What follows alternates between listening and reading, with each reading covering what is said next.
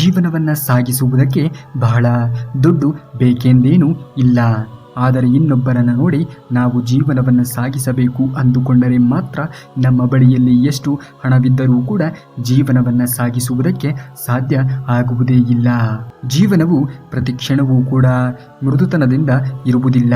ಕನಸು ಕಂಡವರಿಗಿಂತ ಕಷ್ಟಪಟ್ಟವರಿಗೆ ಜೀವನ ಏನು ಅಂತ ಬೇಗ ಅರ್ಥವಾಗುತ್ತದೆ.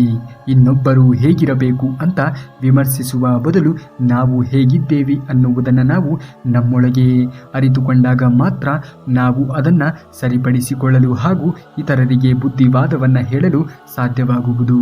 ನೀವೆಷ್ಟೇ ಕಷ್ಟವನ್ನು ಅನುಭವಿಸಿದರೂ ಕೂಡ, ನೀವು ಎಷ್ಟು ನೋವುಗಳನ್ನು ಅನುಭವಿಸಿದರೂ ಕೂಡ ಇದನ್ನೆಲ್ಲವನ್ನ ಬಿಟ್ಟು ಬಿಡಿ. ಈಗ ನೀವು ಜೀವನದಲ್ಲಿ ಯಶಸ್ವಿ ಆಗಬೇಕು ಎನ್ನುವುದಾದರೆ ಮೊದಲು ಈ 2 ಸೂತ್ರಗಳನ್ನು ನೀವು ಅನುಸರಿಸಲೇಬೇಕು. ಆಗ ಖಂಡಿತವಾಗಿಯೂ ಕೂಡ ನಿಮ್ಮ ಬಡತನ ಎನ್ನುವುದು ಓಡಿ ಹೋಗುವುದು. ಅದರಲ್ಲಿ ಮೊದಲನೆಯದು ಅಂದರೆ ಬೆಳಗಿನ ಜಾವ ಬೇಗನೆ ಎದ್ದು ನಡೆದು ಹೋಗಿರುವುದನ್ನು ಮರೆತು ಬೇಗನೆ ಎದ್ದು ತಮ್ಮ ದಿನನಿತ್ಯದ ಕೆಲಸಗಳತ್ತ ಗಮನವನ್ನು ಹರಿಸಬೇಕು. ಯಾವ ವ್ಯಕ್ತಿಯು ಈ ರೀತಿಯ ಕೆಲಸಗಳನ್ನು ತನ್ನ ಜೀವನದಲ್ಲಿ ಅಳವಡಿಸಿಕೊಂಡು ಬರುತ್ತಾನೆಯೋ ಆತನು ತಾನು ಅಂದುಕೊಂಡಿರುವಂತಹ ಕೆಲಸದಲ್ಲಿ ಬಹುಬೇಗನೆ ಯಶಸ್ವಿಯಾಗುತ್ತಾನೆ. ಇನ್ನು 2ನೆಯದು ಪ್ರಾಮಾಣಿಕತೆಯಿಂದ ದುಡಿಯಬೇಕು. ಯಾವುದೇ ಕೆಲಸವಾದರೂ ಕೂಡ ಸರಿ, ನಿರಂತರವಾಗಿರುವಂತಹ ಪ್ರಾಮಾಣಿಕತೆ ಮತ್ತು ಶ್ರಮವನ್ನು ವಹಿಸಿದಾಗ ಮಾತ್ರ ನಾವು ಅಂದುಕೊಂಡಿರುವಂತಹ ಕೆಲಸದಲ್ಲಿ ಗೆಲುವನ್ನು ಸಾಧಿಸುವುದಕ್ಕೆ ಸಾಧ್ಯವಾಗುವುದು. ಹಾಗಾಗಿ ನಿರಂತರವಾಗಿರುವಂತಹ ಪ್ರಾಮಾಣಿಕತೆ ನಿಮ್ಮಲ್ಲಿರಲಿ. ಆಗ ಖಂಡಿತವಾಗಿಯೂ ನಿಮ್ಮ ಕೆಲಸ ನೆರವೇರಿಯೇ ಏರುತ್ತದೆ. ಅಹಂಕಾರ, ದುರಹಂಕಾರ, ಅಧಿಕಾರ ಯಾರಿಗೂ ಕೂಡ ಯಾವತ್ತಿಗೂ ಶಾಶ್ವತವಲ್ಲ. ಇದು ಕೇವಲ ಸಮಯವಿದ್ದಾಗ ಮಾತ್ರ ಬರುತ್ತದೆ. ಹಾಗಂತ ಬಂದಾಗ ನಾವು ಅಹಂಕಾರವನ್ನು ತಂದುಕೊಂಡರೆ ನಾವು ಗಳಿಸಿರುವುದೆಲ್ಲವನ್ನೂ ಕೂಡ ಕಳೆದುಕೊಳ್ಳಬೇಕಾಗಿರುವಂತಹ ಪ್ರಸಂಗ ಜೀವನದಲ್ಲಿ ಉದ್ಭವ ಆಗಬಹುದು. ಇದ್ದಿಲಿನ ಗುಣ ನೋಡಿ. ಬಿಸಿ ಇದ್ದಾಗ ಕೈ ಸುಡುತ್ತದೆ, ತಣ್ಣಗಾದ ಮೇಲೆ ಮುಟ್ಟಿದರೆ ಮೈ ಬಿಸಿ ಆಗುತ್ತದೆ. ಕೆಟ್ಟ ಜನರ ಸಹವಾಸವೂ ಕೂಡ ಹಾಗೆ, ಸೆರಗಿನ ಕೆಂಡದಂತೆ. ಹುಟ್ಟಿದರೆ ತಾಯಿ ಖುಷಿಯನ್ನ ಪಡಬೇಕು, ಬೆಳೆದರೆ ತಂದೆ ಗರ್ವವನ್ನ ಪಡಬೇಕು, ಬದುಕಿದರೆ ಇಡೀ ಸಮಾಜವೇ ಮೆಚ್ಚಬೇಕು, ಸತ್ತರೆ ವೈರಿಯೂ ಕೂಡ ತನ್ನ ಕಣ್ಣಲ್ಲಿ ನೀರು ತರಿಸಿಕೊಳ್ಳುವಂತೆ ಇರಬೇಕು. ಇದುವೇ ನಮ್ಮ ಸಾರ್ಥಕ ಬದುಕಿನ ಸೂತ್ರ. ಹಾಗಾಗಿ ಈ ಸೂತ್ರವನ್ನ ಜೀವನದಲ್ಲಿ ಅಳವಡಿಸಿಕೊಳ್ಳಿ. ಹುಟ್ಟುವಾಗ ಮನುಷ್ಯನಿಗೆ ಹೆಸರು ಇರುವುದಿಲ್ಲ, ಸತ್ತಾಗ ಉಸಿರು ಇರುವುದಿಲ್ಲ. ಹುಟ್ಟು ಸಾವುಗಳ ಮಧ್ಯದ ಈ ಕಾಲಾವಧಿಯಲ್ಲಿ ಅರ್ಥಪೂರ್ಣವಾಗಿ ಪರೋಪಕಾರಿಯಾಗಿ ಬದುಕುವಂತಹ ನಿಜವಾದ ಬದುಕೆ ಈ ಮನುಷ್ಯನ ಬದುಕು. ಸುತ್ತಿಗೆಯ ಕೊನೆಯ ಹೊಡೆತವು ಕಲ್ಲನ್ನ ಒಡೆಯುತ್ತದೆ. ಇದರರ್ಥ ಮೊದಲ ಹೊಡೆತವು ನಿಷ್ಠೆ ಪ್ರಯೋಜಕವಾಗಿದೆ ಎಂದೇನೂ ಅಲ್ಲ. ಯಶಸ್ಸು ನಿರಂತರವಾಗಿರುವಂತಹ ಪ್ರಯತ್ನದ ಫಲಿತಾಂಶವಾಗಿದೆ ಎಂದು ಅರ್ಥವಾಗುವುದು. ಹಾಗಾಗಿ ನಿರಂತರವಾಗಿರುವಂತಹ ಪ್ರಯತ್ನವನ್ನ ಬದುಕಿನಲ್ಲಿ ಪಡಬೇಕಾಗಿರುವುದು ಬಹಳನೇ ಅವಶ್ಯಕವಾಗಿ ಇದೆ. ಮಾತು ವೈರಿಗಳ ಮುಂದೆ ಗತ್ತಿನಂತೆ ಇರಬೇಕು, ಹೆದರಿಸುವವರ ಮುಂದೆ ಕತ್ತಿಯಂತೆ ಇರಬೇಕು. ಆತ್ಮೀಯ ವ್ಯಕ್ತಿಗಳ ಮುಂದೆ ಮುತ್ತಿನಂತೆ ಇರಬೇಕು, ಹಿರಿಯರ ಮುಂದೆ ಹತ್ತಿಯಂತೆ ಇರಬೇಕು. ಯಾವ ವ್ಯಕ್ತಿ ಯಾವಾಗ ಎಲ್ಲಿ ಹೇಗೆ ಮಾತನಾಡಬೇಕು ಎನ್ನುವುದನ್ನು ಕಲಿತುಕೊಳ್ಳುತ್ತಾನೆಯೋ ಅವನು ಮಾತ್ರ ಜೀವನದಲ್ಲಿ ಅತ್ಯುತ್ತಮವಾಗಿರುವಂತಹ ಜೀವನ ಶೈಲಿಯನ್ನು ಬೆಳೆಸಿಕೊಳ್ಳುವುದಕ್ಕೆ ಸಾಧ್ಯವಾಗುವುದು. ಕೆಲಸದ ವಿಷಯಗಳಲ್ಲಿ ನಮ್ಮ ಕೈ ಕೆಳಗಿನ ವ್ಯಕ್ತಿಗಳನ್ನು ನಾವು ಯಾವತ್ತಿಗೂ ಕೂಡ ಅತಿಯಾಗಿ ಅವಲಂಬಿಸಬಾರದು. ನಮ್ಮ ಸ್ವಪ್ರಯತ್ನದಿಂದ ಹಿಡಿದಂತಹ ಕೆಲಸಗಳನ್ನು ಅಚ್ಚುಕಟ್ಟಾಗಿ ನಿಭಾಯಿಸಿದಾಗ ಆಗುವಂತಹ ಖುಷಿಯೇ ಬೇರೆ. ಭಯಪಟ್ಟು ಕುಳಿತುಕೊಂಡರೆ ಬದುಕುವುದು ಅಸಾಧ್ಯವಾಗುತ್ತದೆ. ತಪ್ಪು ಸರಿಯೋ ಹೆಜ್ಜೆ ಹಾಕಿ ನೋಡಬೇಕು. ಗೆದ್ದರೆ ಮುಂದಕ್ಕೆ ನಡೆಯುತ್ತದೆ, ಸೋತರೆ ಮುಂದೆ ನೀನು ಹೇಗೆ ನಡೆಯಬೇಕು ಎನ್ನುವುದನ್ನು ಕಲಿಸಿಕೊಡುತ್ತದೆ. ಪ್ರಯತ್ನ ಎನ್ನುವುದು ತುಂಬಾನೇ ಮುಖ್ಯ ನೋಡಿ. ಇನ್ನೊಬ್ಬರ ಸರಳ ಸ್ವಭಾವ ಅವರ ಬಲಹೀನತೆ ಅಂದುಕೊಳ್ಳಬಾರದು. ಪ್ರಪಂಚದಲ್ಲಿ ನೀರಿಗಿಂತ ಸರಳ ಯಾವುದು ಕೂಡ ಇಲ್ಲ. ಆದರೆ ಅದರ ಒಂದು ರಭಸಕ್ಕೆ ಎಲ್ಲವನ್ನ ಕೂಡ ಸೋಲಿಸುವಂತಹ ಸಾಮರ್ಥ್ಯವಿದೆ. ಬದುಕಿಗಾಗಿ ಯಾರನ್ನೂ ಕೂಡ ಅವಲಂಬಿಸಬಾರದು. ಅವಲಂಬಿಸಿದರೆ ಊಟದ ಎಲೆಯಂತೆ ನೋಡುವ ಕಾಲವಿದು. ಬದುಕು ಎನ್ನುವುದು ನಮ್ಮದೇ. ನಮ್ಮ ಬದುಕಿನ ನಾಳೆಗಳನ್ನು ನಾವೇ ಕಟ್ಟಿಕೊಳ್ಳಬೇಕು. ಅರಮನೆ ಆದರೂ ಕೂಡ ಸರಿ, ಗುಡಿಸಲು ಆದರೂ ಕೂಡ ಸರಿ, ನಿರ್ಮಾಣವನ್ನ ಮಾಡಿಕೊಳ್ಳಬೇಕಾಗಿರುವುದು ನಾವೇ ಎನ್ನುವುದನ್ನು ನಾವು ಮರೆಯಬಾರದು. ಎಲ್ಲ ಗೊತ್ತಿದ್ದು ಈಗಿನ ಕಾಲದಲ್ಲಿ ಗೊತ್ತಿಲ್ಲದಂತೆ ಇದ್ದು ಬಿಡಬೇಕು. ಅರ್ಥ ಮಾಡಿಕೊಂಡವರು ಜೊತೆಯಲ್ಲಿ ಉಳಿಯುತ್ತಾರೆ. ಅನುಮಾನವನ್ನ ಪಟ್ಟವರು ದೂರ ಸರಿದು ಹೋಗುತ್ತಾರೆ. ಒಳ್ಳೆಯ ಸಮಯ ಬರುವಾಗ ಕೆಟ್ಟ ದಿನಗಳ ಕಾವು ಎನ್ನುವುದು ಹೆಚ್ಚಾಗಿಯೇ ಕಾಡುತ್ತದೆ. ವಿಪರೀತವಾಗಿರುವಂತಹ ಪರೀಕ್ಷೆಗಳನ್ನು ನಮ್ಮ ಬಳಿಯಲ್ಲಿ ಒಡ್ಡುತ್ತದೆ. ಕೊನೆಗೆ ನಿರೀಕ್ಷೆಗೂ ಮೀರಿರುವಂತಹ ಸುಖವನ್ನ ನಮ್ಮ ಜೀವನದಲ್ಲಿ ತಂದು ಕೊಡುತ್ತದೆ. ನಡೆಯೋ ದಾರಿಯಲ್ಲಿ ನಿಯತ್ತು ಇದ್ದರೆ ತಡೆಯುವುದಕ್ಕೆ ಯಾರಿಂದಲೂ ಕೂಡ ಸಾಧ್ಯವೇ ಆಗುವುದಿಲ್ಲ. ನಮಗೆ ಕಷ್ಟ ಬಂದಾಗ ನಗುವವರು ಶತ್ರುಗಳು, ಧೈರ್ಯವನ್ನ ಹೇಳುವವರು ಬಂಧುಗಳು, ಕಣ್ಣೀರನ್ನ ಒರೆಸುವವರು ಸ್ನೇಹಿತರು. ಆದರೆ ಯಾರಿಗೂ ಕೂಡ ಕಾಣದ ಹಾಗೆ ಮರೆಯಲ್ಲಿ ನಿಂತು ಕಣ್ಣೀರನ್ನ ಹಾಕುವವರು ನಮ್ಮ ತಂದೆ ತಾಯಿಗಳು. ಹಾಗಾಗಿ ಬದುಕಿನ ಉದ್ದಕ್ಕೂ ಕೂಡ ನಮ್ಮ ಕಣ್ಣಿಗೆ ಕಾಣುವಂತಹ ನಿಜವಾದ ದೇವರು ಯಾರಾದರೂ ಇದ್ದರೆ ಅದು ನಮ್ಮ ತಂದೆ ತಾಯಿಗಳು.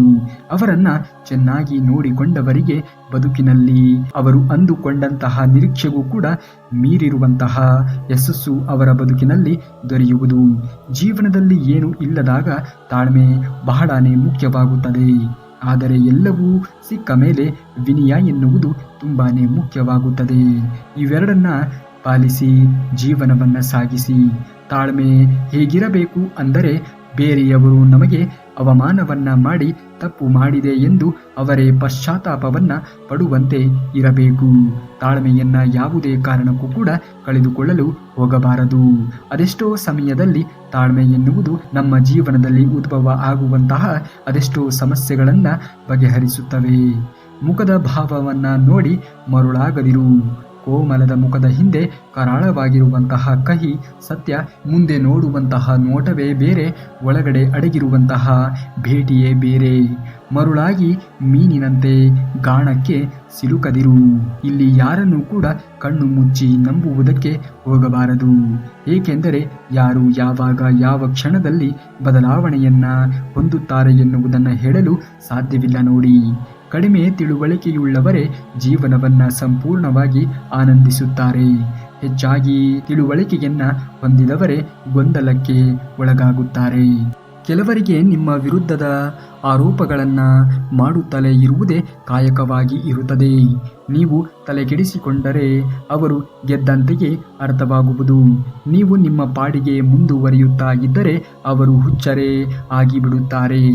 ಆತ್ಮವಿಶ್ವಾಸ ಎನ್ನುವುದನ್ನು ಯಾವುದೇ ಕಾರಣಕ್ಕೂ ಕೂಡ ಕಳೆದುಕೊಳ್ಳಬಾರದು. ಅಹಂಕಾರವನ್ನು ಯಾವುದೇ ಕಾರಣಕ್ಕೂ ಕೂಡ ಮೈಗೂಡಿಸಿಕೊಳ್ಳಬಾರದು. ನಾನು ಅನ್ನುವಂತಹ ಧೈರ್ಯ ಇರಬೇಕು. ಆದರೆ ನಾನೇ ಎನ್ನುವಂತಹ ಭ್ರಮೆಯಲ್ಲಿ ಜೀವನವನ್ನು ಕಳೆಯುವುದಕ್ಕೆ ಹೋಗಬಾರದು. ಇದು ಎಂದಿಗೂ ಕೂಡ ಒಳ್ಳೆಯದಲ್ಲ. ಯಾವ ವ್ಯಕ್ತಿಯ ಉದ್ದೇಶ ಎನ್ನುವುದು ಶುದ್ಧವಾಗಿ ಇರುತ್ತದೆಯೋ ಆ ವ್ಯಕ್ತಿಯು ಎಂದಿಗೂ ಕೂಡ ಯಾರನ್ನು ಕಳೆದುಕೊಳ್ಳುವಂತಹ ಪ್ರಸಂಗ ಜೀವನದಲ್ಲಿ ಉದ್ಭವ ಆಗುವುದೇ ಇಲ್ಲ. ತೊಂದರೆಗಳಿಗೆ ಎರಡು ಕಾರಣಗಳು ಮುಖ್ಯವಾಗಿ ಇರುತ್ತವೆ.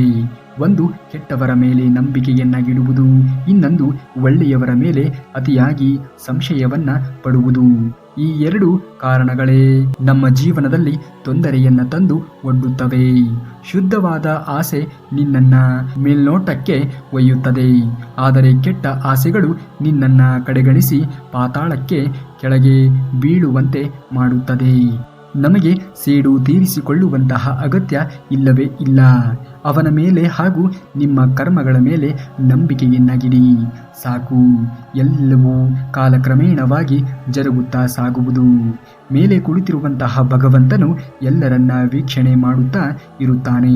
ಆಯಾ ಕಾಲಮಾನಕ್ಕೆ ಅನುಗುಣವಾಗಿ ಯಾರಿಗೆ ಏನನ್ನ ಕೊಡಬೇಕು, ಯಾರ ಬಳಿಯಲ್ಲಿ ಇರುವುದನ್ನು ಕಸಿದುಕೊಳ್ಳಬೇಕು ಎನ್ನುವುದು ಆತನಿಗೆ ತುಂಬ ಚೆನ್ನಾಗಿ ತಿಳಿದಿದೆ. ಭಗವಂತನ ಯೋಚನೆಯಲ್ಲಿ ನಾವೆಲ್ಲರೂ ಕೂಡ ಮಕ್ಕಳೇ. ಆದರೆ ನಾವು ಯಾವ ರೀತಿಯ ವರ್ತನೆಗಳನ್ನು ಮಾಡುತ್ತೇವೆಯೋ ಅದರ ಮೇಲೆ ನಮ್ಮ ಒಂದು ಶಿಕ್ಷೆ ಎನ್ನುವುದು ನಿಂತಿರುತ್ತದೆ. ಒಳ್ಳೆಯವರ ಸಮಯ ಬರುವಾಗ ಕೆಟ್ಟ ದಿನಗಳ ಕಾವು ಎನ್ನುವುದು ಅತಿಯಾಗಿಯೇ ಇರುತ್ತದೆ. ಏಕೆಂದರೆ ಜೀವನದಲ್ಲಿ ಏನಾದರೂ ಒಳ್ಳೆಯ ಸಂಭವಿಸುತ್ತದೆ ಎನ್ನುವುದಾದರೆ ಅತಿಯಾಗಿ ಕೆಟ್ಟ ದಿನಗಳು ಬಂದೇ ಬರುತ್ತದೆ. ನಾವು ಆ ಕೆಟ್ಟ ದಿನಗಳನ್ನು ಎದುರಿಸಿದಾಗ ಮಾತ್ರ ಜೀವನದಲ್ಲಿ ಯಶಸ್ವಿಯಾಗಲು ನಾವು ಅಂದುಕೊಂಡಿರುವಂತಹ ಗುರಿಯನ್ನು ತಲುಪುವುದಕ್ಕೆ ಸಾಧ್ಯವಾಗುವುದು. ನೀನು ಎಲ್ಲೇ ಇರು, ಹೇಗೆ ಇರು, ಆದರೆ ನೀನು ನಿನ್ನ ಜೀವನದಲ್ಲಿ ಏನು ಮಾಡುತ್ತಾ ಇದ್ದೀಯಾ ಅನ್ನುವುದನ್ನು ಯಾವತ್ತಿಗೂ ಕೂಡ ಮರೆಯಬಾರದು. ಜೀವನದಲ್ಲಿ ಕಷ್ಟಗಳು ಬಂದರೆ ಅದನ್ನು ಯಾರ ಬಳಿಯಲ್ಲೂ ಕೂಡ ಹೇಳುವುದಕ್ಕೆ ಹೋಗಬಾರದು. ಏಕೆಂದರೆ ಕಷ್ಟಗಳಿಗೆ ಸ್ಪಂದಿಸುವಂತಹ ಹೃದಯಗಳಿಗಿಂತ ಕಷ್ಟಗಳನ್ನು ಹೇಳಿ ನರಳಾಡಿಸುವಂತಹ ವ್ಯಕ್ತಿಗಳೇ ಈಗಿನ ಕಾಲಮಾನದಲ್ಲಿ ಅತಿಯಾಗಿ ಇದ್ದಾರೆ. ಜೀವನದಲ್ಲಿ ಒಂಟಿಯಾದೆ ಅಂತ ಕೊರಗಲು ಹೋಗಬಾರದು. ಸೂರ್ಯನೂ ಕೂಡ ಒಂಟಿ, ಚಂದ್ರನೂ ಕೂಡ ಒಂಟಿ. ಆದರೂ ಅವರು ಜಗತ್ತಿಗೆ ಬೆಳಕನ್ನ ನೀಡುತ್ತಿಲ್ಲವೇ? ಒಂಟಿಯಾದಾಗಲೇ ಮನುಷ್ಯನು ನೀನು ಏನು ಅನ್ನುವಂತಹ, ನಿನ್ನ ಶಕ್ತಿ ಏನು ಅನ್ನುವಂತಹ ಅರಿವು ನಿನಗೆ ಬರುವುದಕ್ಕೆ ಸಾಧ್ಯವಾಗುವುದು. ನಿನ್ನ ಸಾಮರ್ಥ್ಯ ಎಷ್ಟು ಅಂತ ಸಾಬೀತು ಆಗುವುದು. ಹಾಗಾಗಿ ಜೀವನದಲ್ಲಿ ಒಂಟಿಯಾಗಿ ಇರುವುದು ಬಹಳನೇ ಮುಖ್ಯವಾಗುತ್ತದೆ. ನೀನು ಸೂರ್ಯ ಚಂದ್ರನಂತೆ ಇಡೀ ಜಗತ್ತಿಗೆ ಬೆಳಕನ್ನು ನೀಡುವಂತಹ ಅವಶ್ಯಕತೆಯೇ ಇಲ್ಲ. ನಿನ್ನನ್ನು ಯಾರು ನಂಬಿರುತ್ತಾರೆಯೋ, ನಿನ್ನ ಬದುಕಿನಲ್ಲಿ ಯಾರು ಪ್ರಮುಖವಾಗಿರುವಂತಹ ಘಟ್ಟದಲ್ಲಿ ಕೈ ಹಿಡಿದಿರುತ್ತಾರೆಯೋ ಅಂಥವರ ವಿಶ್ವಾಸವನ್ನು ಉಳಿಸಿಕೊಳ್ಳುವಂತಹ ಕೆಲಸವನ್ನು ಮಾಡಿದರೆ ಸಾಕು. ಧರ್ಮವನ್ನು ತಿಳಿದುಕೊಳ್ಳುವ ಮೊದಲು ಧರ್ಮದ ಆಧಾರಗಳನ್ನು ತಿಳಿದುಕೊಳ್ಳಬೇಕು. ಜ್ಞಾನ, ಪ್ರೀತಿ, ನ್ಯಾಯ, ಶರಣಾಗತಿ, ತಾಳ್ಮೆ ಇವುಗಳನ್ನು ನಾವು ಜೀವನದಲ್ಲಿ ಅಳವಡಿಸಿಕೊಳ್ಳಬೇಕು. ಜ್ಞಾನವೂ ಕೂಡ ಇರಬೇಕು. ಜ್ಞಾನಕ್ಕೆ ತಕ್ಕಂತೆ ತಾಳ್ಮೆಯೂ ಕೂಡ ಇರಬೇಕಾಗುತ್ತದೆ. ಪ್ರೀತಿ ಮಾನವನ ಹೃದಯವನ್ನ ಸ್ಥಿರಗೊಳಿಸುತ್ತದೆ. ನ್ಯಾಯ ಎನ್ನುವುದು ಮಾನವನ ಆತ್ಮವನ್ನ ಸ್ಥಿರಗೊಳಿಸುತ್ತದೆ. ಶರಣಾಗತಿ ಎನ್ನುವುದು ಮನುಷ್ಯನ ದೇಹವನ್ನ ಸ್ಥಿರಗೊಳಿಸುತ್ತದೆ. ತಾಳ್ಮೆ ಮಾನವನ ಮನಸ್ಥಿತಿಯನ್ನ ಸ್ಥಿರಗೊಳಿಸುತ್ತದೆ. ಇವೆಲ್ಲವನ್ನ ನೀವು ತಿಳಿದುಕೊಂಡರೆ ನಿನ್ನ ಜೀವನದಲ್ಲಿ ನೀನು ಯಾವತ್ತಿಗೂ ಕೂಡ ಒಂಟಿಯಾಗಿ ಇರುವುದಕ್ಕೆ ಸಾಧ್ಯವೇ ಇಲ್ಲ. ಭಗವಾನ್ ಶ್ರೀಕೃಷ್ಣ ಪರಮಾತ್ಮನು ನಿನ್ನ ಜೊತೆಯಲ್ಲಿ ಇದ್ದಾನೆ ಎನ್ನುವಂತಹ ನಂಬಿಕೆಯಲ್ಲಿ ಜೀವನವನ್ನ ಕಳಿ. ಆಗುವುದೆಲ್ಲ ಒಳ್ಳೆಯದೇ ಆಗುವುದು. ಜೀವನದಲ್ಲಿ ಯಾರಿಗೂ ಕೂಡ ದುಃಖವನ್ನ ಕೊಡುವುದಕ್ಕೆ ಹೋಗಬಾರದು. ಏಕೆಂದರೆ ಕೊಟ್ಟಿರುವಂತಹ ಯಾವುದೇ ವಸ್ತುವಾಗಲಿ ಅಥವಾ ಪುಣ್ಯವೇ ಆಗಲಿ ಅವು ಮುಂದಿನ ಜೀವನಕ್ಕೆ ಅಥವಾ ಮುಂದಿನ ಜನ್ಮಕ್ಕೆ ಬುನಾದಿಯಾಗಿರುತ್ತವೆ ಎನ್ನುವುದನ್ನು ಮರೆಯಬಾರದು. ಬುದ್ಧಿ ಇದೆ ಅಂತ ಬಹಳ ಮೆರೆಯುವುದಕ್ಕೆ ಹೋಗಬಾರದು ಜೀವನದಲ್ಲಿ. ಏಕೆಂದರೆ ಕಲ್ಲು ನೀರಿನಲ್ಲಿ ಬಿದ್ದಾಗ ಅದರ ಒಂದು ಭಾರದಿಂದಲೇ ಅದು ಮುಳುಗಿ ಹೋಗಿರುತ್ತದೆ ಎನ್ನುವುದನ್ನು ಯಾರೂ ಕೂಡ ಮರೆಯಬಾರದು. ನಾನು ಜೀವನದಲ್ಲಿ ಒಂಟಿಯಾಗಿ ಇದ್ದೀನಿ, ನನ್ನ ಅದೃಷ್ಟವೇ ಸರಿಯಿಲ್ಲ, ಯಾವಾಗಲೂ ಕೂಡ ನನಗೆ ಏಕೆ ಈ ರೀತಿಯಾಗಿ ಕೆಟ್ಟದ್ದಾಗುತ್ತಲೇ ಇರುತ್ತದೆ ಎನ್ನುವುದನ್ನು ಯೋಚನೆ ಮಾಡುವುದಕ್ಕೆ ಹೋಗಬಾರದು. ನಿನಗಿಂತ ಕೆಳಗಿರುವಂತಹ ವ್ಯಕ್ತಿಗಳನ್ನು ನೋಡಿ ನೀನು ಖುಷಿ ಪಡಬೇಕು. ಅವರಿಗಿಂತ ನನಗೆ ಚೆನ್ನಾಗಿ ಇಟ್ಟಿದ್ದೀಯಲ್ಲಪ್ಪ ಎಂದು ಖುಷಿ ಪಡಬೇಕು. ಯಾವುದು ನಿನ್ನ ಭಾಗ್ಯದಲ್ಲಿ ಇರುತ್ತದೆಯೋ ಅದು ನಿನಗೆ ಸಿಕ್ಕೇ ಸಿಗುತ್ತದೆ. ಯಾವುದು ನಿನ್ನ ಭಾಗ್ಯದಲ್ಲಿ ಇರುವುದಿಲ್ಲವೋ ಅದು ನೀನು ಎಷ್ಟೇ ಪ್ರಯತ್ನವನ್ನು ಪಟ್ಟರೂ ಕೂಡ ಸಿಗಲು ಸಾಧ್ಯವೇ ಇಲ್ಲ. ಜೀವನದಲ್ಲಿ ಏನೇ ನಡೆದರೂ ಕೂಡ ಚಿಂತೆ ಮಾಡುವುದನ್ನು ಬಿಟ್ಟು ಬಿಡಬೇಕು. ಜೀವನದಲ್ಲಿ ಬರುವುದೆಲ್ಲವನ್ನ ಬಂದಂತೆ ಸ್ವೀಕರಿಸುವಂತಹ ಮನೋಧೋರಣೆಯನ್ನು ಬೆಳೆಸಿಕೊಳ್ಳಬೇಕು. ಉಪ್ಪಿನಂತೆ ಕಟು ಮಾತುಗಳನ್ನು ಹೇಳುವವನೇ ನಿಜವಾದ ಸ್ನೇಹಿತ. ಸಕ್ಕರೆಯಂತೆ ಸಿಹಿ ಮಾತುಗಳನ್ನು ಆಡುವವನೇ ನಯವಂಚಕ ಎನ್ನುವುದನ್ನು ಮರೆಯಬಾರದು. ಅದಕ್ಕೆ ಉಪ್ಪಿನಲ್ಲಿ ಹುಳು ಬಿದ್ದಿರುವಂತಹ ಇತಿಹಾಸವೇ ಇಲ್ಲ. ಇತಿಹಾಸದಲ್ಲಿ ಹುಳು ಬೀಳದೆ ಇರುವಂತಹ ಸಿಹಿಯೇ ಇಲ್ಲ. ಭಗವಂತನ ಕೃಪೆ ಎನ್ನುವುದು ಪ್ರಾಪ್ತಿಯಾದರೆ ಅಸಾಧ್ಯ ಎನ್ನುವುದು ಯಾವುದು ಕೂಡ ಇಲ್ಲ ನೋಡಿ. ಸಾವಿರಾರು ವರ್ಷಗಳಿಂದ ಕತ್ತಲಾಗಿದ್ದ ಕೋಣೆಯೊಳಗೆ ಒಂದು ದೀಪವನ್ನ ತಂದರೆ ಅದು ಕತ್ತಲೆಯನ್ನ ಸ್ವಲ್ಪ ಸ್ವಲ್ಪ ಹೋಗಲಾಡಿಸುವುದಿಲ್ಲ. ಕೋಣೆಯಲ್ಲಿಯೇ ಪ್ರಕಾಶಮಾನವಾಗಿ ಬಿಡುತ್ತದೆ. ಭಗವಂತನನ್ನ ನೀನು ಶ್ರದ್ಧೆಯಿಂದ ಭಕ್ತಿಯಿಂದ ಸ್ವಚ್ಛ ಮನಸ್ಸಿನಿಂದ ಹೃದಯಪೂರ್ವಕವಾಗಿ ಪ್ರಾರ್ಥನೆಯನ್ನ ಮಾಡಿದರೆ ಸಾಕು. ಭಗವಂತ ಖಂಡಿತವಾಗಿಯೂ ಕೂಡ ನಿನ್ನ ಕೈ ಹಿಡಿದೇ ಹಿಡಿಯುತ್ತಾನೆ. ನಿನ್ನ ಎಲ್ಲ ದುಃಖಗಳನ್ನ ಆ ಭಗವಂತ ನಿವಾರಿಸುವುದರಲ್ಲಿ ಯಾವುದೇ ರೀತಿಯ ಅನುಮಾನ ಬೇಡವೇ ಬೇಡ. ನೀನು ಆನಂದದ ಸಾಗರದಲ್ಲಿ ಈಜುವ ದಿನಗಳು ಮರಳಿ ಬಂದೇ ಬರುತ್ತದೆ. ಅತಿಯಾದ ಬುದ್ಧಿವಂತಿಕೆಯಿಂದ ನಮಗೆ ಮೋಸ ಮಾಡಿದವರು ಅತಿಯಾದ ಒಂದು ದಡ್ಡತನದಿಂದಲೇ ಅವರು ಮೋಸಕ್ಕೆ ಒಳಗಾಗುತ್ತಾರೆ. ನಿನ್ನನ್ನು ಯಾರೋ ತುಳಿದು ಅವರು ಸುಖವಾಗಿ ಬಾಳುತ್ತಾರೆ ಅನ್ನುವುದು ಮೂರ್ಖತನದ ಲಕ್ಷಣ. ಯಾರು ಯಾರನ್ನ ತುಳಿದರೂ ಕೂಡ ಬದುಕುವುದಕ್ಕೆ ಸಾಧ್ಯವಿಲ್ಲ. ನೀನು ಒಬ್ಬರನ್ನ ತುಳಿದರೆ ನಿನ್ನನ್ನ ತುಳಿಯುವುದಕ್ಕೆ ಇನ್ನೊಬ್ಬರು ಇರುತ್ತಾರೆ ಎನ್ನುವುದನ್ನ ಮರೆಯಬಾರದು. ಜಗತ್ತಿನಲ್ಲಿ ಎಲ್ಲ ಕೆಲಸಗಳನ್ನ ನಾನು ಮಾಡಬಲ್ಲೆ ಎನ್ನುವಂತಹ ಆತ್ಮವಿಶ್ವಾಸ ಇರುವುದು ಒಳ್ಳೆಯದು. ಆದರೆ ಎಲ್ಲವೂ ನನ್ನಿಂದಲೇ ಆಯಿತು ಎನ್ನುವಂತಹ ಅಹಂಕಾರ ಇದ್ದರೆ ಅದು ಎಂದಿಗೂ ಕೂಡ ಒಳ್ಳೆಯದಲ್ಲ. ಅಹಂಕಾರ ಎನ್ನುವುದು ನಿನ್ನನ್ನೇ ತಿಂದು ಬಿಡುತ್ತದೆ ಎನ್ನುವುದನ್ನ ಮರೆಯಬಾರದು. ನಿನ್ನ ಅಧಿಕಾರಕ್ಕಾಗಿ ನೀನು ಹೋರಾಟವನ್ನ ಮಾಡುವುದು ಒಳ್ಳೆಯದು. ಆದರೆ ಯಾವುದರ ಮೇಲೆಯೂ ಕೂಡ ನಿನ್ನ ಅಧಿಕಾರ ಎನ್ನುವುದು ಇರುವುದಿಲ್ಲ. ಅದಕ್ಕಾಗಿ ನೀನು ಯಾವತ್ತಿಗೂ ಕೂಡ ಆಸೆ ಪಡಬಾರದು.